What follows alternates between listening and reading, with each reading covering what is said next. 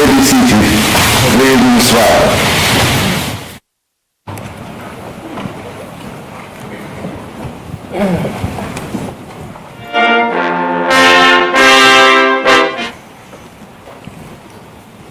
Usher of the Black Rod, you will proceed to the House of Commons and acquaint the House that it is the pleasure of His Majesty the King that they attend him immediately in the Senate chamber. Huissier du bâton noir, rendez-vous à la Chambre des communes et informez-la que c'est le plaisir de Sa Majesté le Roi que les communes se rendent immédiatement auprès de lui dans la salle du Sénat.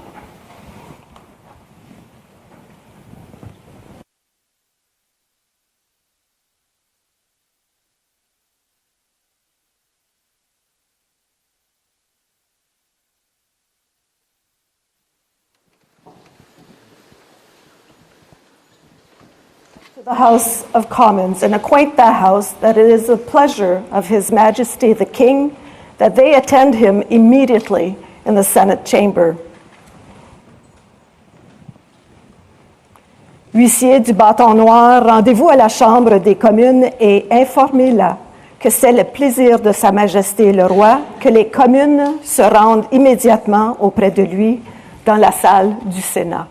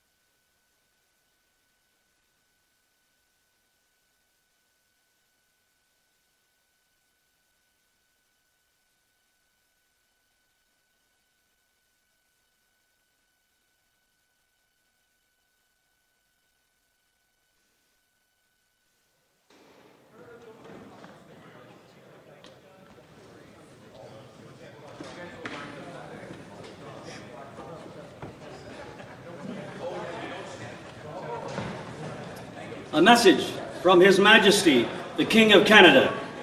Un message de Sa Majesté, le Roi du Canada.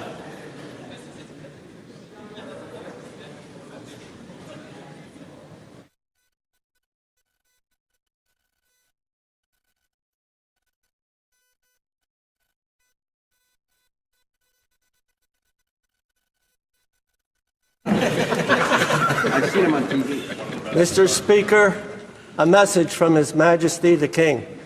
Monsieur le Président, un message de Sa Majesté le Roi. Admit the messenger. Faites entrer le messager.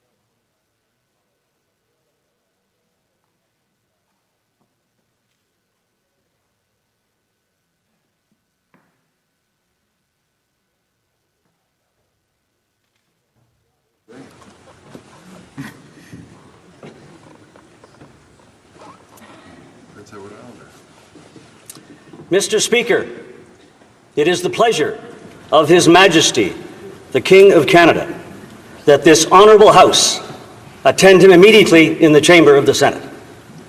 Monsieur le Président, c'est le plaisir de Sa Majesté, le Roi du Canada, que cette honorable Chambre se rende immédiatement auprès de lui dans la Chambre du Sénat.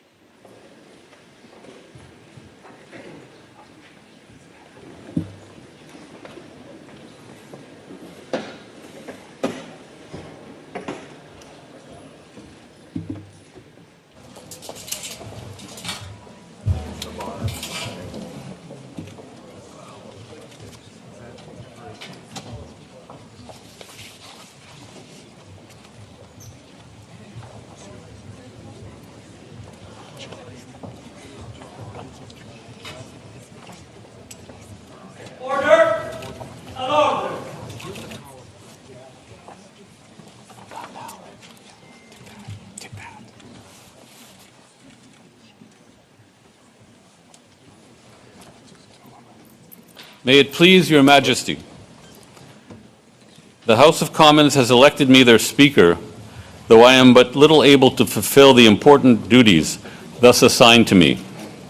If in the performance of those duties I should at any time fall into error, I pray that the fault may be imputed to me and not to the House of Commons, whose servant I am, and who, through me, the better to enable them to discharge their duty to their king and country, humbly claim all their undoubted rights and privileges, especially that they may have freedom of speech in their debates, access to Your Majesty's person at all seasonable times, and that their proceedings may receive from Your Majesty the most favorable construction. Qu'il plaise à Votre Majesté. La Chambre des communes m'a élu président, bien que je sois peu capable de remplir les devoirs importants qui me sont par là assignés. Si dans l'exécution de ces devoirs, il m'arrive jamais de faire une erreur, je demande que la faute me soit imputée et non aux communes, dont je suis le serviteur et qui, en vue de s'acquitter le mieux possible de leurs devoirs envers le roi et le pays, réclament humblement, par ma voix, la reconnaissance de leurs droits et privilèges incontestables, notamment la liberté de parole dans leurs débats, ainsi que l'accès auprès de la personne de Votre Majesté en tout temps convenable, et demande que Votre Majesté veuille bien interpréter de la manière la plus favorable leurs délibérations.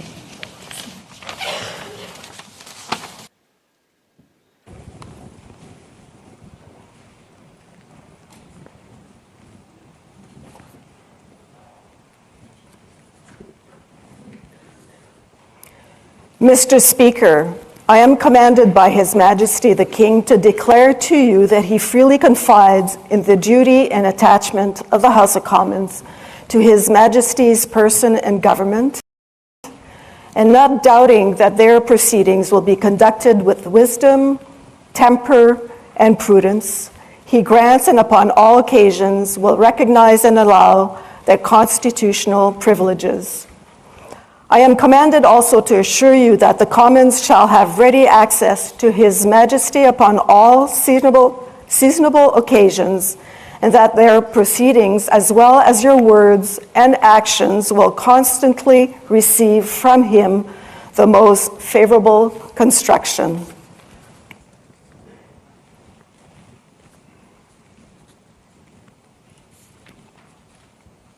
Monsieur le Président, Sa Majesté, le roi, me charge de vous dire que, ayant pleine confiance dans le loyalisme et l'attachement de la Chambre des communes envers la personne et le gouvernement de Sa Majesté, et ne doutant nullement que ces délibérations seront marquées au coin de la sagesse, de la modération et de la prudence, il lui accorde et en toute occasion saura reconnaître ses privilèges constitutionnels. J'ai également ordre de vous assurer que les communes auront, en toute occasion convenable, libre accès auprès de Sa Majesté et que leurs délibérations, ainsi que vos paroles et vos actes, seront toujours interprétés par lui de la manière la plus favorable.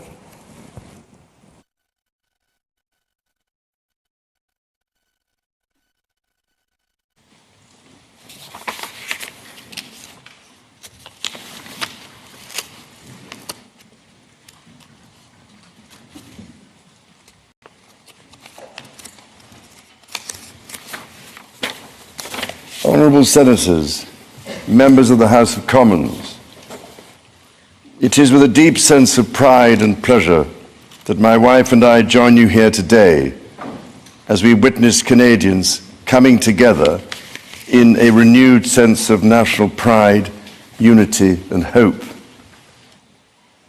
I would like to acknowledge that we are gathered on the unceded territory of the Algonquin and Anishinaabe people. This land acknowledgement is a recognition of shared history as a nation, while continuing to deepen my own understanding. It is my great hope that in each of your communities and collectively as a country, a path is found toward truth and reconciliation in both word and deed. This is my 20th visit to Canada, spread over the course of more than half a century, and my first as sovereign. As I've said before, every time I come to Canada, a little more of Canada seeps into my bloodstream, and from there straight to my heart. I've always had the greatest admiration for Canada's unique identity, which is recognized across the world for bravery and sacrifice in defense of national values and for the diversity and kindness of Canadians.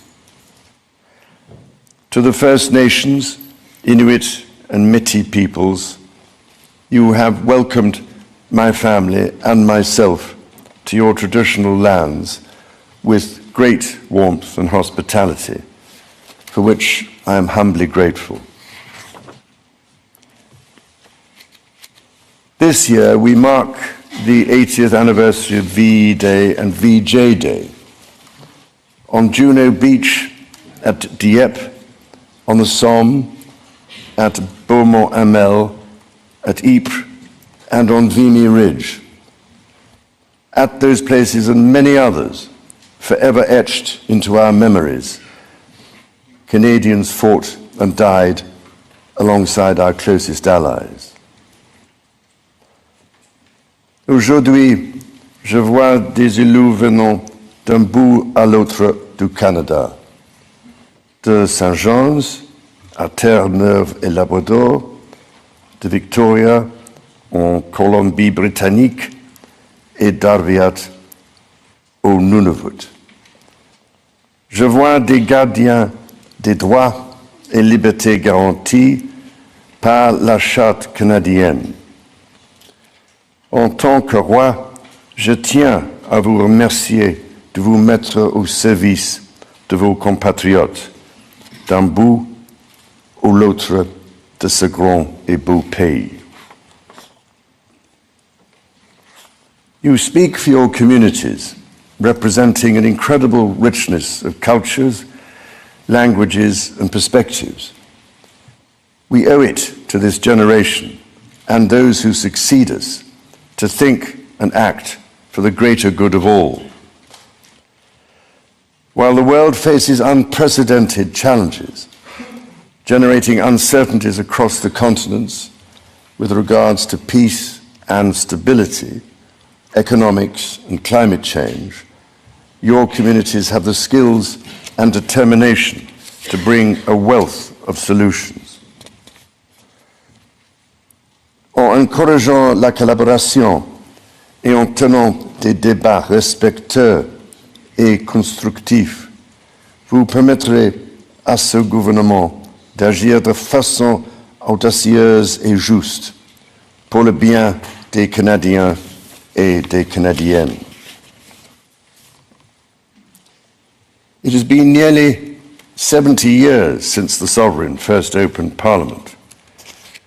In the time since, Canada has dramatically changed, repatriating its constitution, achieving full independence, and witnessing immense growth.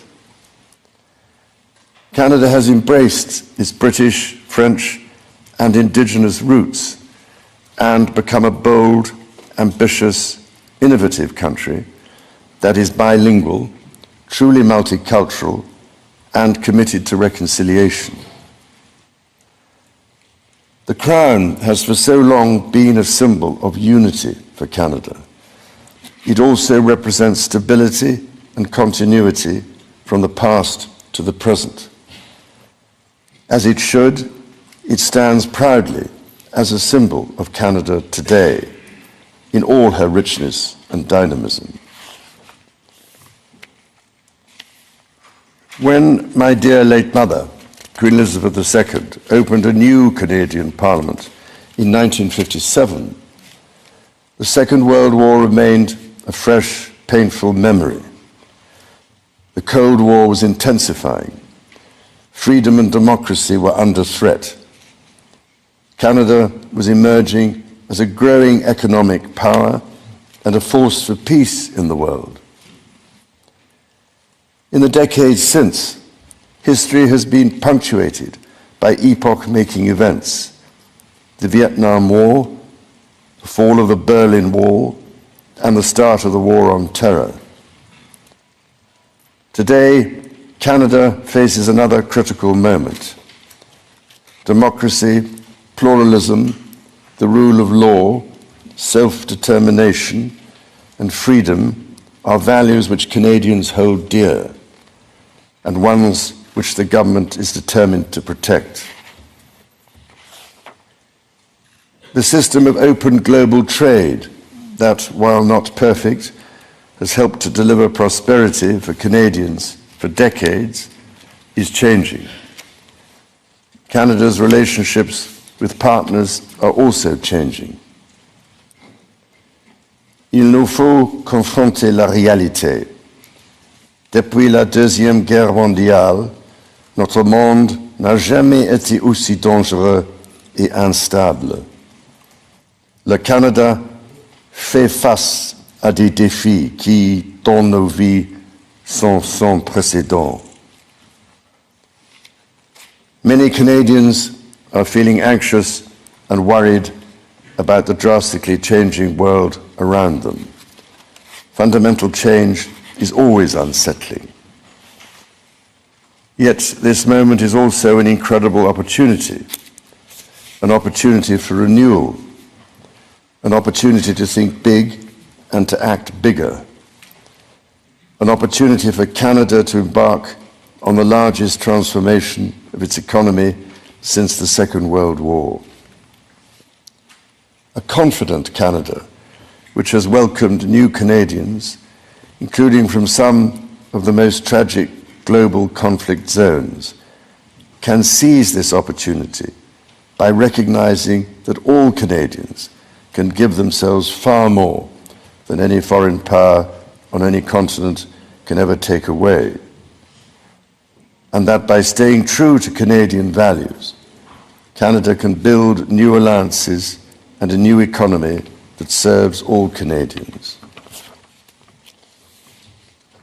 The Prime Minister and the President of the United States, for example, have begun defining a new economic and security relationship between Canada and the United States, rooted in mutual respect and founded on common interests, to deliver transformational benefits for both sovereign nations. Simultanément, le gouvernement œuvre à renforcer ses relations avec des partenaires commerciaux et des alliés fiables. Sachons que le Canada possède ce dont notre monde a besoin et défend les valeurs que ce monde respecte. Le Canada est prêt à bâtir une coalition de nations qui partagent ces valeurs, qui croient en la coopération internationale et le libre-échange de biens, de services et d'idées. Dans ce monde nouveau, qui évolue à un rythme frénétique, le Canada tracera la voie à suivre. La démonstration en sera faite dès juin, quand le Canada présidera le sommet du G7. The government is guided by its conviction that the economy is only truly strong when it serves everyone. Many Canadians are struggling to get ahead. The government is responding, reducing middle-class taxes and saving two-income families up to $840 a year. It will cut the GST on homes at or under $1 million for first-time home buyers, delivering savings of up to $50,000. And it will lower the GST on homes between $1 million and $1.5 million. Le gouvernement assurera la pérennité de programmes qui permettent déjà aux familles d'économiser des milliers de dollars par année, notamment ceux pour les garderies et l'assurance médicaments. À ces progrès s'ajoute l'élargissement du régime canadien de soins dentaires, qui sera bientôt accessible à environ 8 millions de Canadiens et de Canadiennes, leur permettant d'économiser plus de $800 par année en moyenne. The government's overarching goal, its core mission, is to build the strongest economy in the G7. That starts with creating one Canadian economy out of 13. Internal barriers to trade and labour mobility cost Canada as much as $200 billion each year.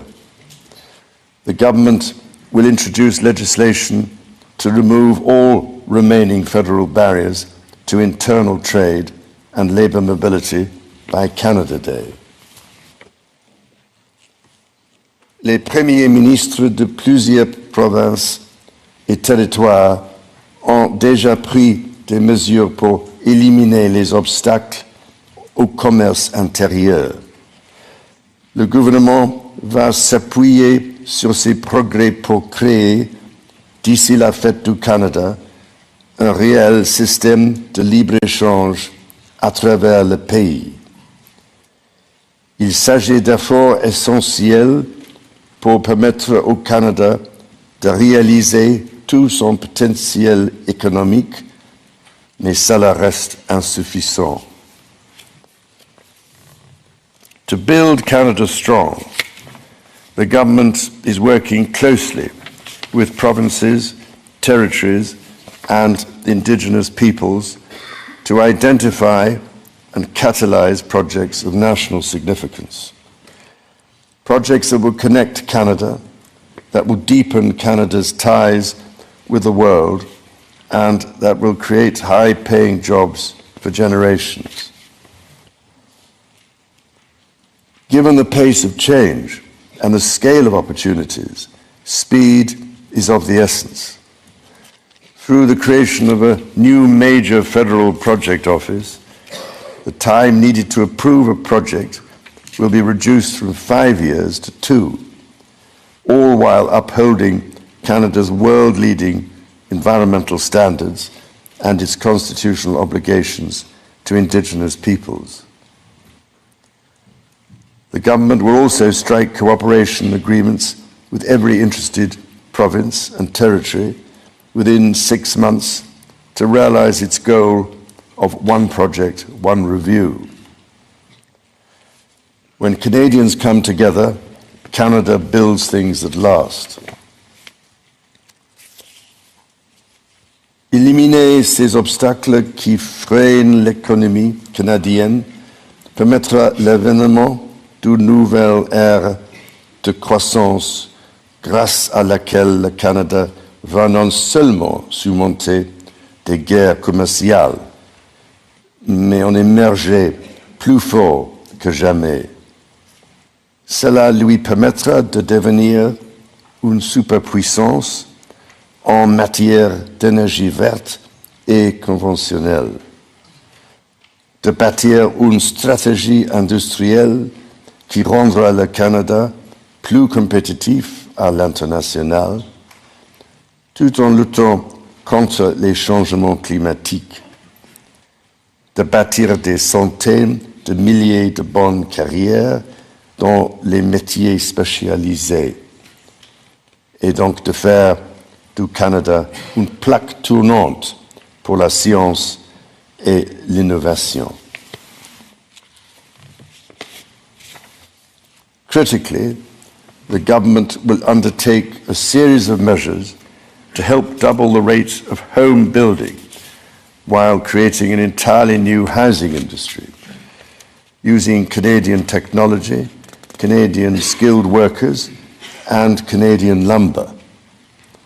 The government will introduce measures to deliver affordable homes by creating Build Canada homes. This mission-driven organization will act to accelerate the development of new affordable housing. It will invest in the growth of the prefabricated and modular housing industry, and it will provide significant financing to affordable home builders. The government will make the housing market work better, including by cutting municipal development charges in half for all multi-unit housing. The government will drive supply up to bring housing costs down. To be truly strong, Canada must be secure. To that end, the government will introduce legislation to enhance security at Canada's borders. Law enforcement and intelligence agencies will have new tools to stop the flow of fentanyl and its precursors. The Canada Border Services Agency will be given new powers to examine goods destined for export, to prevent the transport of illegal and stolen products, including cars. Le gouvernement protégera la souveraineté du Canada en rebâtissant, réarmant et réinvestissant dans les forces armées canadiennes. Il stimulera l'industrie militaire canadienne en prenant part au plan Réarme Europe et contribuera ainsi avec des partenaires européens à la sécurité transatlantique.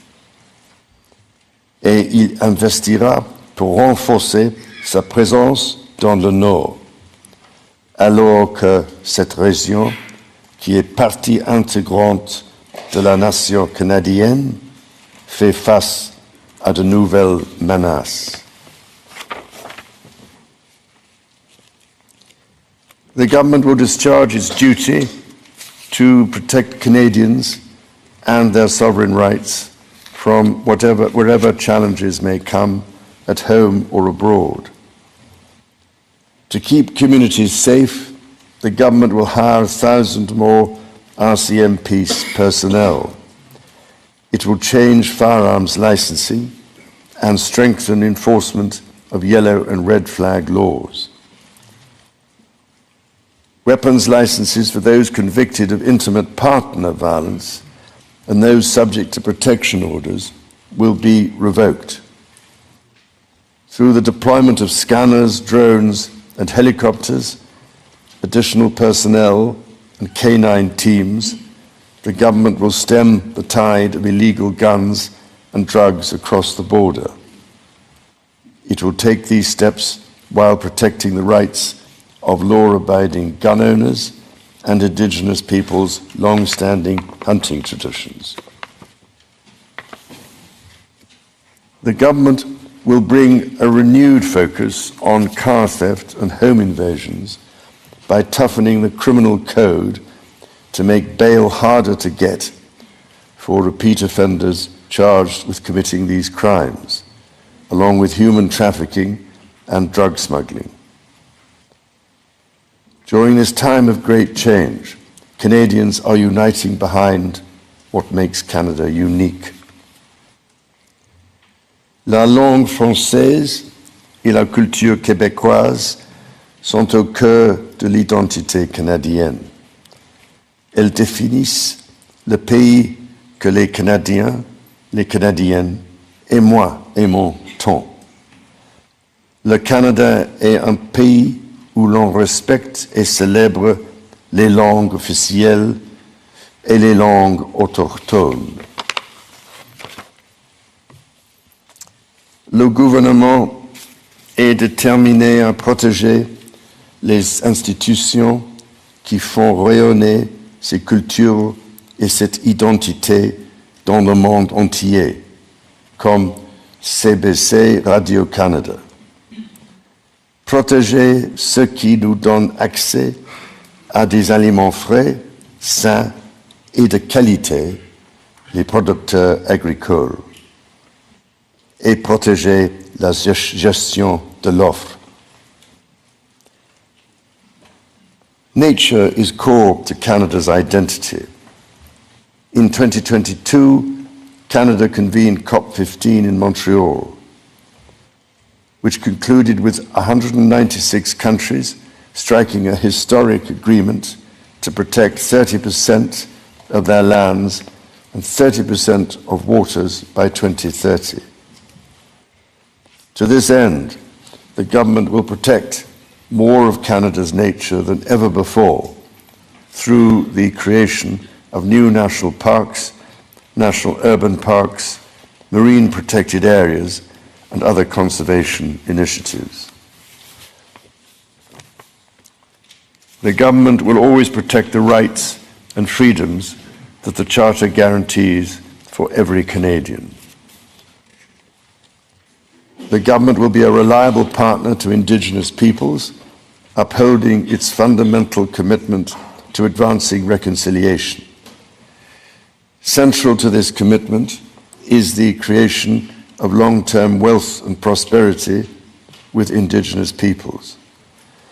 For that reason, the government will double the Indigenous Loan Guarantee Program from $5 billion to $10 billion, enabling more Indigenous communities to become owners of major projects. As Canada moves forward with nation-building projects, the government will always be firmly guided by the principle of free, prior, and informed consent. Canada's immigration system has long been a source of pride for Canadians and of dynamism for the economy. The government is dedicated to rebuilding the trust of Canadians in immigration by restoring balance to the system. Le gouvernement instaurera une limite sur le nombre de travailleurs étrangers temporaires et d'étudiants internationaux, établissant un plafond qui, à partir de 2027, sera en deçà de 5% de la population canadienne. Simultanément, il attirera les meilleurs talents dans le monde pour bâtir l'économie. Et il fera savoir aux Canadiens et aux Canadiennes qui travaillent à l'étranger que s'ils songent à revenir au pays, il n'y a pas de moment plus propice pour le faire. Dans toutes ces actions, le gouvernement sera guidé par une nouvelle discipline fiscale. Dépenser moins pour que les Canadiens puissent investir plus. Day-to-day government spending, the government's operating budget, has been growing by 9% every year. The government will introduce measures to bring it below 2%. Transfers to provinces, territories, or individuals will be maintained. The government will balance its operating budget over the next 3 years by cutting waste, capping the public service, ending duplication, and deploying technology to improve public sector productivity. In parallel, the government will take a series of measures to catalyze new investment, to create better jobs and higher incomes for. The scale of the government's initiative will match the challenges of our times and the ambitions of Canadians. Honourable Senators, members of the House of Commons, when my dear late mother addressed your predecessors 7 decades ago, she said that in that age and against the backdrop of international affairs, no nation could live unto itself. It is a source of great pride that in the following decades, Canada has continued to set an example to the world in her conduct and values as a force for good. À vous et à l'ensemble du peuple canadien, mon épouse et moi-même adressons nos sincères remerciements pour cet accueil des plus chaleureux.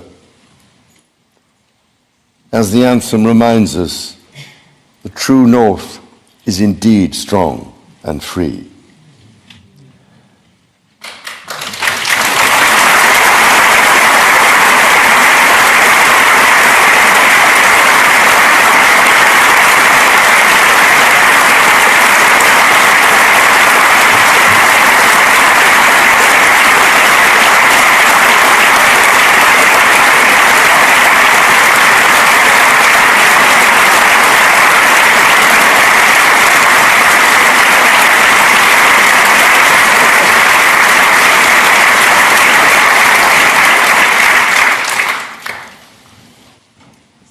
Members of the House of Commons, you will be asked to appropriate the funds to carry out the services and expenditures authorised by Parliament.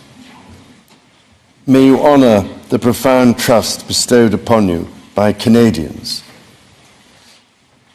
And may God bless and guide you in all your duties.